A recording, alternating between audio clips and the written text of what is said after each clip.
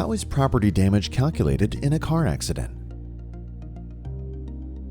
Hey there, folks. Welcome back to Hammer TV. I'm Jim Adler, the Texas Hammer, and in today's episode, we're continuing on with our series all about the most frequently asked questions we get every day at our law firm.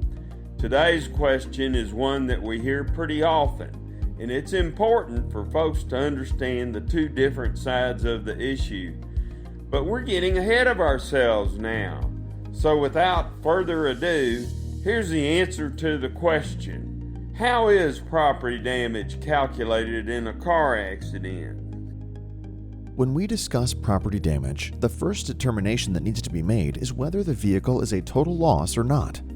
That's because the valuation process is a little bit different if your car is damaged but repairable versus if your vehicle is a total loss.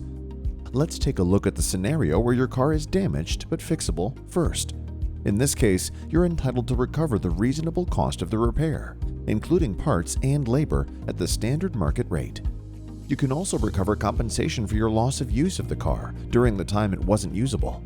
For example, you could get compensated for a rental car if you typically use your vehicle to travel to and from work. Additionally, if your vehicle is critical to your business, like if you use it to make deliveries or transport cargo, you may also be allowed to recover damages related to that if you can prove that you lost profits or that your business was otherwise damaged by the out-of-commission vehicle.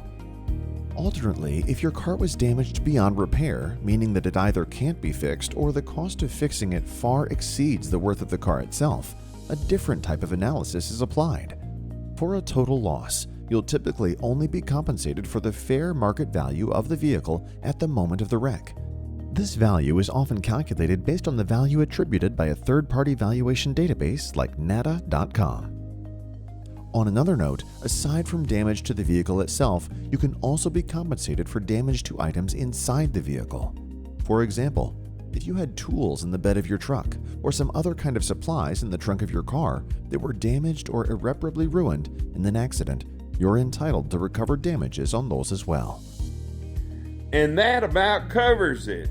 And while everyone's situation is different, and we can't make determinations without knowing more about your unique case, that's a good high-level overview of how property damage is calculated in a car accident.